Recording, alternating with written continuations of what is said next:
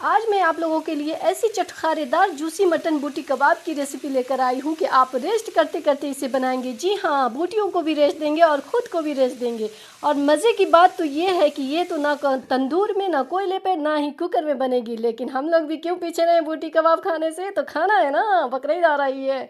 और ये रेसिपी मैं उन लोगों के लिए बनाई हूँ जिनके पास कोयले या तंदूर की सहूलत नहीं है, जैसे कि मेरे पास भी नहीं है। लेकिन मैंने फ्राई पैन में ही बनाया, लेकिन खाऊंगी ज़रूर बनाकर। तो चलिए रेसिपी देख लेते हैं इतना सॉफ्ट, जूसी और चटखारेदार बूटी कबाब की रेसिपी को। तो ये यहाँ पे हमने छोटे छोटे मटन के टुकड़े कर लिए हैं, इसे अच्छे से वॉश कर लेंगे और इसको साइड में रखते हैं। चलिए इसका मैरिनेट का तैयारी करते हैं। तो यहाँ पे हमने 2-3 हरी मिर्च और थोड़े से टुकड़े हमने पपीते के लिए हैं और 4 से 5 लहसुन की कली। जितना गोश्त है उसी हिसाब से हमने लिया है। यहाँ पे वुडन स्टिक को पहले ही पानी में इसे रख देंगे सोख करके, और उसके बाद इसे पीस लेंगे। जो हमने मसाले दिखाए हैं उसे अच्छे से पेस्ट बना लेंगे बारीक से। पहले दरदरा पीसेंगे, उसके बाद हल्का सा पानी डाल के पेस्ट बनाएंगे तो अच्छे से पीस जाएंगे। चलिए इन बूटियों को अच्छे से सजाते हैं। तो हमने 1/4 टीस्पून हल्दी ली है, 1/4 टीस्पून काली मिर्च, 1 स्पून के करीब हमने चिली फ्लेक्स और 1/4 टीस्पून ज़ीरा पाउडर लिया है।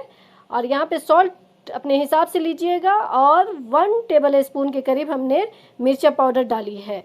यहाँ पे अच्छे से स्पाइसेस आपको जितना पसंद है वो डालिएगा, क्योंकि हमने पहले पेस्ट में भी 4-5 हरी मिर्च को डाली है पीस करके। और यहाँ पर टेस्ट के हिसाब से सॉल्ट डालिएगा, और 1 स्पून के करीब दरदरा कूटा हुआ हमें धनिया लेना है। और थोड़ी सी हमने, समझिए तो हाफ गोश्त के हिसाब से हमने हाफ प्याज को इसे ब्राउन कर लिया था, और इसे चूर करके यहाँ पे डालेंगे। थोड़े से हमने धनिया की पत्ती डालनी है, और यहाँ पे मस्टर्ड ऑयल हमें 2 टेबल स्पून के करीब ऐड करनी है। इससे बहुत अच्छा फ्लेवर आएगा। और जब ये सारा कुछ मिला देंगे, लास्ट में आप जब मैरिनेट, अगर आप किसी काम में बिज़ी हो तो इसे बाकी मसालों के साथ मैरिनेट कर ले। बाद में 15 से 20 मिनट पहले आप पपीता के पेस्ट में इसे मैरिनेट करिएगा। अगर उसी वक्त बनाना है तो साथ साथ मैरिनेट कर दीजिए, क्योंकि पपीता बहुत जल्द गला देता है गोश्त को। उसी हिसाब से आपको जितना टेंडर चाहिए उतना टाइम दीजिएगा। हमने 15 से 20 मिनट के लिए इसे रेस्ट पर छोड़ दिया है, और इसे कवर कर देंगे। सारे मैरिनेट कर दिए हैं। कितने चटखारेदार दिख रहे हैं ना, कितने मज़े के अभी से दिख रहे हैं, लगता है खा जाएं इसे। तो चलिए इसे 20 मिनट के बाद हमने इसे फिर से उसल दिया है अच्छे से, और उसके बाद वुडन स्टिक में लगा लेंगे। आप जितने जितने बूटी एक आदमी को दे सकते हैं उतना लगा लीजिएगा, क्योंकि एक एक स्टिक उठाएगा तो फिर आपके पास बचेगा नहीं। तो उसी हिसाब से लगाइएगा, 5 या 6 पीस के, और मज़े से इसे रख दीजिए बना बना कर लगा कर। और ये रहा, देखिए हमने कैसे लगाया है एक एक पीस को। और ज़्यादा आपको गलाना है तो आधे घंटे के लिए आप इसे रख दें मैरिनेट करके।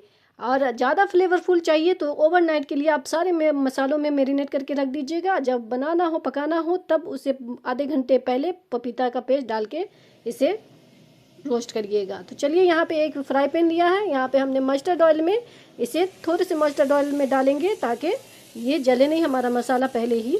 तो यहाँ पे हमें पकाना है इसे। तो एक एक स्लाइस को हमें लगा देनी है।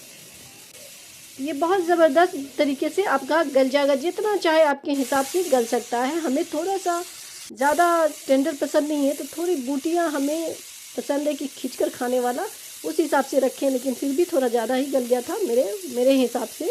बाकी सबको बहुत सॉफ्ट पसंद है, मुझे थोड़ा सा कड़ा पसंद है, तो उसी हिसाब से आप यहाँ पे पकाइएगा। जब ये रेड हो जाए चारों तरफ से, तब उसके बाद इसे कवर करिएगा। अभी फुल फ्लेम पे हमें इसे रेड मार्क लाने तक, जैसे वो तंदूर में मार्क आ जाते हैं उसी तरह मार्क आ जाए, तब उसके बाद इसे कवर करिएगा। नहीं तो शुरू में करिएगा तो वो रेड झूरा झूरा सा कलर नहीं आएगा, वो रेड वाला कोयले वाला तो पानी छोड़ देगा। इसलिए पहले रेड मार्क लाना है। उसके बाद यहाँ पे देखिए हमने ढक्कन लगाया, जैसे ये पानी छोड़ दिया, ये जूस जो भर गया हुआ है मज़ेदार सा, इसे उसी में फ्लिप कर करके हमें इसे पूरा पकाना है, गलाना है। और उसके जूस को स्पून से उठा कर उस पर स्प्रेड करते जाइएगा। ये बहुत ज़बरदस्त, इतनी अच्छी खुशबू आएगी आपको, मस्त आएगी। आप यकीन मानिए, इतना गज़ब का ये टेस्ट देगा कि आप सोचते रह जाइए। बकरीद में तो हम लोग के यहाँ ये बूटियाँ खा कर ही लोग बेहोश होकर सो जाते हैं, खाना तो भूल ही जाते हैं। और ये उस पर से लेमन भी हाफ हमें डाल देना है जूस उसका निकाल कर, और उसके बाद फिर से हमें कवर कर देना है। यहाँ पे कवर कर कर कर ही हमें पकाना है। ये देखिए हमारा बोटी हो गया है रेडी। अब इसे हम एक तवे पे, लोहे के तवे पे इसे डाल देंगे। ये मसाले वाले हटा दीजिए ताकि थोड़ा सा स्मोकी, हमारे पास कोयला वोयला नहीं, यहाँ अलाउ ही नहीं है कोयले पे तंदूर पे बनाने का, तो इसलिए क्या किया जा सकता है, थोड़े से दिल को बहला लिया जाए।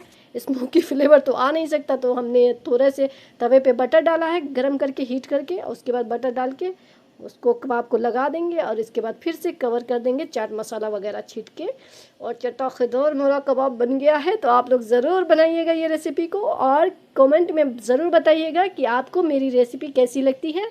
तो देखा कितना जल्दी ये रेसिपी बन के तैयार हो गई है। बस आपको मैरिनेट करना है आधे घंटे के लिए, और 5 मिनट में फ्राई कर लीजिए। तो है ना रेस्ट करके बनाने वाली ये रेसिपी, जो कि खुद भी रेस्ट करो और बूटियों को भी रेस्ट करा करा के बनाओ और जूसी जूसी कबाब खाओ। तो चलिए फिर मिलते हैं ऐसे ही आसान और टेस्टी रेसिपी के साथ। अगर चाहिए तो जल्दी जल्दी सब्सक्राइब कर लीजिए, लाइक कर लीजिए, और कमेंट में ज़रूर बताइएगा याद से कि मेरी रेसिपी कैसी लगती है आपको।